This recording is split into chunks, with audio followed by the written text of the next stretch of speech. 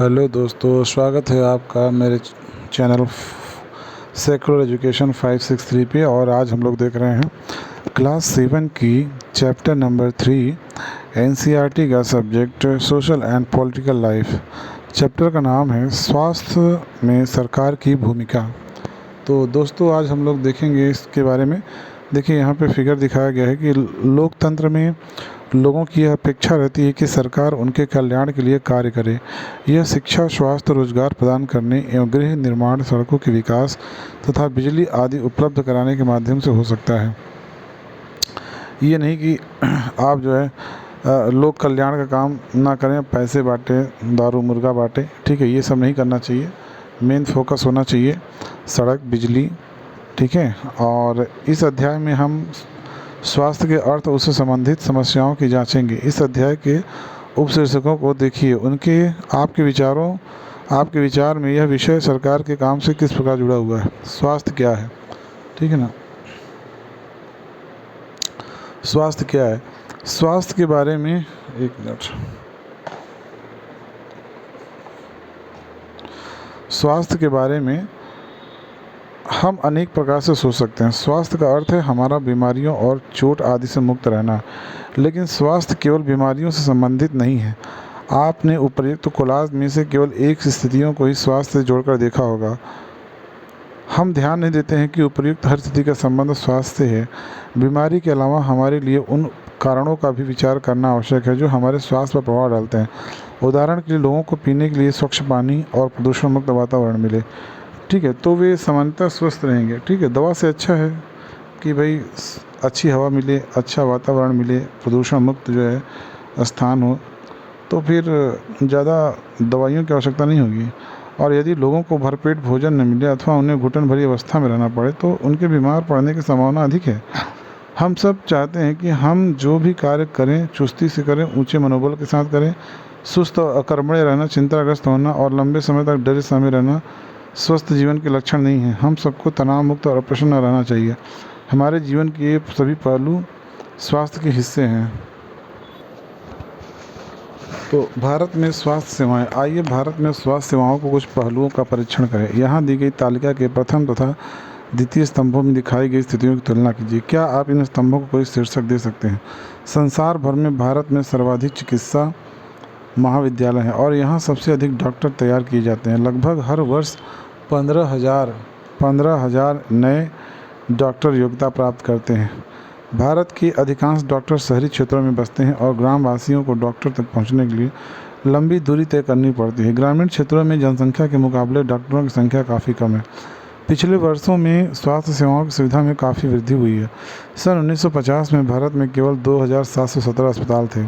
सन 1991 में 11,174 अस्पताल थे और सन 2000 में यह बढ़कर 18,218 हो गए। भारत में करीब 5 लाख लोग प्रतिवर्ष तपेदिक टीबी से मर जाते हैं। स्वतंत्रता प्राप्ति से अब तक इस संख्या में कोई परिवर्तन नहीं हुआ है और हर वर्ष मलेरिया के लगभग 20 लाख मामलों की रिपोर्ट प्राप्त होती है। यह संख्या कम नहीं हो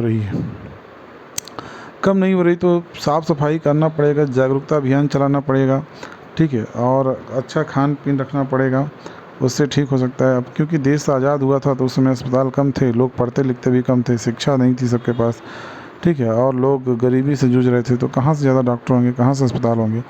भारत में विदेशों से बड़ी संख्या में इलाज कराने हेतु चिकित्सा पर्यटक आते हैं। वे उपचार के लिए भारत में के कुछ ऐसे अस्पतालों में आते हैं जिनकी तुलना संसार के सर्वश्रेष्ठ अस्पतालों में की जा सकती है। हम सबको पीने का स्वच्छ जल उपलब्ध नहीं पा रहे हैं। संचारणीय बीमारियां पानी के द्वारा एक से दूसरे को लगती हैं। इन बीमारियों में 21% जल जनित होती हैं, जैसे हैजा, पेट के कीड़े और हेपेटाइटिस। भारत विश्व की दवाइयां निर्मित करने वाला तीसरा बड़ा देश है और यहाँ से भारी मात्रा में दवाइयों का निर्यात होता है। भारत के समस्त बच्चों में से आधों को खाने के लिए पर्याप्त भोजन नहीं मिलता है और वे अल्प पोषण के शिकार रहते हैं। ठीक है, बीमारियों से बचाव और उनके उपचार के लिए हमें उचित स्वास्थ्य सेवाएं चाहिए, जैसे स्वास्थ्य केंद्र, अस्पताल, परीक्षणों के लिए प्रयोगशालाएं, एम्बुलेंस की सुविधा, ब्लड बैंक आदि, जो मरीजों को आवश्यक सेवा और देखभाल उपलब्ध करा सकें। ऐसी सुविधाओं को व्यवस्था को चलाने के लिए हमें स्वास्थ्य सेवाओं, नर्सों, योग्य डॉक्टरों तथा अन्य विशेषज्ञों की जरूरत है। जो परामर्श दे सकें, रोग की पहचान कर सकें और इलाज कर सकें। मरीजों के इलाज के लिए हमें आवश्यक दवाइयाँ व उपकरण भी चाहिए। जब हम बीमार होते हैं तो अपने इलाज के लिए हमें इन सुविधाओं की ज़रूरत पड़ती है। भारत में बड़ी संख्या में डॉक्टर, दवाखाने और अस्पताल हैं। देश में सार्वजनिक स्वास्थ्य सेवाओं को चलाने का पर्याप्त अनुभव और ज्ञान भी उपलब्ध है। ये ऐसे चिकित्सालय और स्वास्थ्य केंद्र हैं जिन्हें सरकार चलाती है। सरकार अपनी जनसंख्या के एक बड़े भाग की देखभाल करने में समर्थ है, जो सैकड़ों और हजारों गांवों में फैली हुई है। इस विषय पर हम बाद में अधिक विस्तार से चर्चा करेंगे। साथ ही चिकित्सा विज्ञान में बहुत असाधारण प्रगति हुई, जिसके चलते देश में इलाज की नई तकनीकें और विधियाँ उपलब्ध हैं। फिर भी दूसरा स्तंभ दिखाता है कि हमारे देश में स्वास्थ्य की स्थिति कितनी खराब है। उपयुक्त सकारात्मक विकास के बाद भी हम जनता को उचित स्वास्थ्य सेवाएं देने में असमर्थ हैं। यह विरोधाभासजनक स्थिति है जो हमारी अपेक्षाओं के विपरीत है। हमारे देश के पास पैसा है, ज्ञान है, अनुभवी व्यक्ति हैं, फिर भी हम सबको आवश्यक स्वास्थ्य सेवाएं देने में असमर्थ हैं। हम इस अध्याय में इसके कुछ कारणों को जानेंगे। ठीक है। सरकारी अस्पतालों के मरीजों को अक्सर ऐसी लंबी लाइनों में खड़े होकर इंतज़ार करना पड़ता है। तो देखिए, हमारे देश में सुविधाएं कम नहीं है, ना अस्पताल कम है, डॉक्टर भी उतने कम नहीं है, लेकिन क्या है, जनसंख्या इतना ज़्यादा है, जनसंख्या का दबाव इतना ज़्यादा है कि कितनी भी व्यवस्था करो चीज़ें कम ही पड़ जाती हैं। इसलिए देशवासियों को, नागरिकों को जागरूक होना पड़ेगा और जनसंख्या नियंत्रण करने के बारे में गंभीरता से विचार करना पड़ेगा।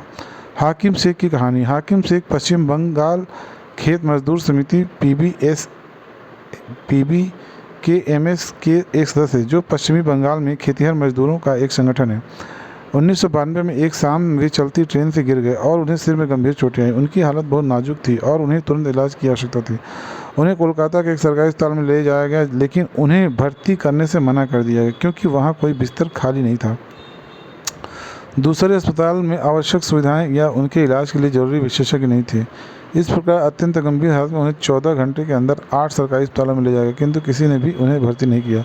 अंत में उन्हें एक निजी अस्पताल में भर्ती कराया गया, जहां उनका इलाज किया गया। उन्होंने अपने इलाज पर बहुत पैसा खर्च किया। जिन अस्पतालों ने उन्हें भर्ती करने से इनकार कर दिया था, उनके उपेक्षापूर्ण रवैये से नाराज और क्षुब्ध होकर हाकिम शेख एवं PBKMS ने कोर्ट में मुकदमा दायर कर दिया। ठीक है।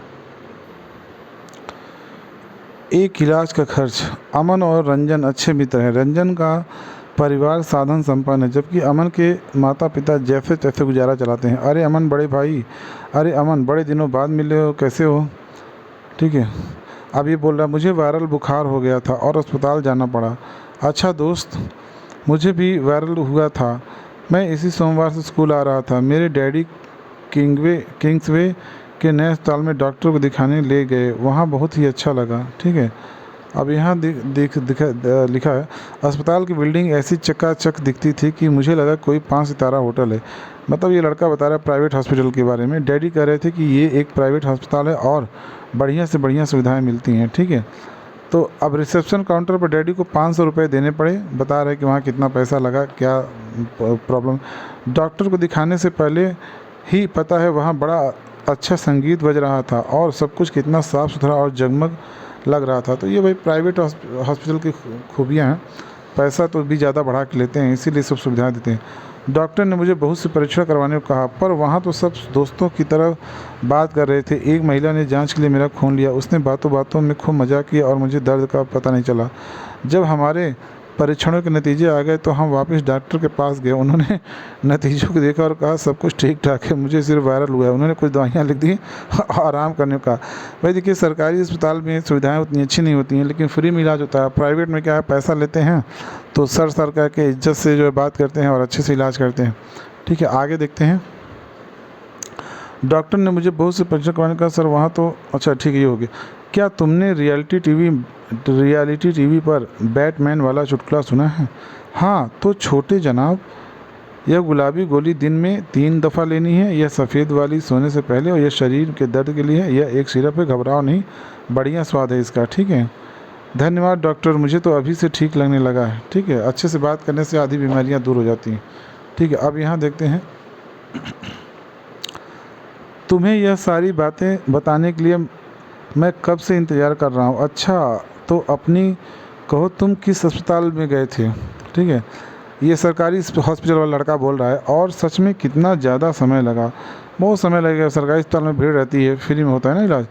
हम एक बड़े से सरकारी अस्पताल में गए, हमें ओपीडी काउंटर पर ही एक लंबी लाइन में इंतज़ार करना पड़ा। मेरी तबीयत इतनी ख़राब हो रही थी कि मैं पूरे समय अब्बा के सहारे टिका रहा। मतलब सरकारी अस्पताल में बहुत दिक्कत होती है, बहुत भीड़ भाड़ रहती है, क्योंकि वहाँ फ्री में इलाज होता है ना, इसलिए वहाँ पे ज़्यादा लोग जाते हैं। ठीक है, अभी हाँ, वह तुम्हारे वाले अस्पताल जितना अच्छा तो नहीं था। पहले तो अब्बा मुझे ले नहीं जाना चाहते थे, क्योंकि इसमें समय बहुत लगने वाला था। जब हमारी बारी आई तो डॉक्टर ने, ये सरकारी हॉस्पिटल वाला लड़का बता रहा है, जब हमारी बारी आई तो डॉक्टर ने मेरी जांच की और खून की जांच कराने के लिए कहा। इसके लिए हमें एक लंबी लाइन में खड़े होना पड़ा। जहां जांच के लिए खून लिया जा रहा था वहां भी बहुत बड़ी भीड़ भड़का हो रहा था। हमें तीन दिन बाद खून की जांच का नतीजा मिला। फिर हम वापस अस्पताल गए। उस दिन वहाँ कोई डॉक्टर नहीं बैठी थी। ठीक है, अब देखिए यहाँ पे आगे, मुझे इसका ओपीडी कार्ड दिखाओ और खून की रिपोर्ट जल्दी करो। ठीक है, फिर इस यहाँ लिखा है इसे वायरल हुआ है। सरकारी अस्पताल में कहा जाए इसे वायरल हुआ है, कोई फिक्र की बात नहीं है। बुखार उतरने की ये गोली से देनी है बस, और कुछ नहीं। ठीक है, मेरा अस्पताल था तो बहुत बढ़िया, पर उन्होंने मुझे ज़्यादा दवाइयाँ दे दी और मेरे इलाज में ज़्यादा खर्च हो गए। प्राइवेट में खर्च ज़्यादा होता है। देखिए यहाँ दिया गया है सार्वजनिक और निजी स्वास्थ्य सेवाएं। उपयोग कहानी से आप समझ गए होंगे कि हम स्वास्थ्य सेवाओं को दो मोटे वर्गों में बांट सकते हैं। सार्वजनिक स्वास्थ्य सेवाएं यानी सरकारी, निजी यानी प्राइवेट। सार्वजनिक स्वास्थ्य सेवाएं स्वास्थ्य केंद्रों, अस्पतालों की एक श्रृंखला है जो सरकार द्वारा चलाई जाती है। ये केंद्र व अस्पताल आपस में जुड़े हुए हैं, जिससे शहरी व ग्रामीण दोनों क्षेत्रों को सुविधाएं प्रदान करते हैं और सभी बीमारियों, साधारण से लेकर विशेष देखभाल की ज़रूरत वाली बीमारियां का इलाज प्रदान करते हैं। ग्राम के स्तर पर एक स्वास्थ्य केंद्र होता है जहां प्रायः एक नर्स और एक ग्राम स्वास्थ्य सेवक रहता है। उन्हें सामान्य बीमारियों के इलाज के लिए प्रशिक्षण दिया जाता है और वे प्राथमिक स्वास्थ्य केंद्र के डॉक्टरों की देखरेख में कार्य करते हैं। ग्रामीण क्षेत्र में ऐसा केंद्र कई गांवों की ज़रूरत को पूरा करता है। जिला स्तर पर जिला अस्पताल होता है जो इन सभी स्वास्थ्य केंद्रों की देखरेख करता है। बड़े शहरों में कई सरकारी अस्पताल होते हैं, जैसे एक वह था जिसमें अमन को ले जाया गया था, और ऐसे भी विशिष्ट सरकारी अस्पताल हैं जिनका जिक्र हाकिम शेख की कहानी में हुआ था। देखिए, सरकारी स्वास्थ्य जो सेवाएं होती है उसमें गरीब लोग जाते हैं भैया, जिनकी आर्थिक स्थिति ठीक नहीं है, गरीब लोग जाते हैं। अब गरीबी के कारण भी यही है कि अशिक्षा, अधिक जनसंख्या। ठीक है ना, सरकार ने सभी नागरिकों को स्वास्थ्य सेवाएं प्रदान की हैं। वचनबद्धता को पूरा करने के लिए ये अस्पताल तथा स्वास्थ्य केंद्र स्थापित किए हैं। तो कहने का मतलब ये है कि देखिए, अगर आपको अच्छा इलाज चाहिए तो भाई अब आजकल सरकारी अस्पतालों में उतना अच्छा नहीं मिल पा रहा है। देखिए, डॉक्टर तो वहाँ क्वालिफाइड हैं, अच्छे हैं, लेकिन इतनी भीड़ हो जाती है कि सबको अच्छे से इलाज देना मुश्किल हो जाता है। ठीक है, इसलिए पैसा कमाएं, अच्छा पढ़े लिखें, पैसा कमाएं, मेहनत करें और अच्छा इलाज लें, अच्छा ज़िंदगी जिएं, और हो सके तो कोशिश करें कि खुद ही बीमार ना हो। इन सेवाओं को चलाने के लिए धन उस पैसे से आता है जो लोग सरकार को टैक्स के रूप में देते हैं, इसलिए ये सुविधाएं सबके लिए हैं। सार्वजनिक स्वास्थ्य व्यवस्था का एक महत्वपूर्ण पहलू यह है कि इसका उद्देश्य अच्छी स्वास्थ्य सेवाएं निःशुल्क या बहुत कम कीमत पर देना है, जिससे गरीब लोग भी इलाज करा सकें। स्वास्थ्य सेवाओं का अन्य महत्वपूर्ण कार्य बीमारियों जैसे टीबी, मलेरिया, पीलिया, दस्त लगना, हैजा, चिकनगुनिया आदि को फैलने से रोकना है। इसकी व्यवस्था सरकार के लोगों के सहयोग से करनी होती है, अन्यथा यह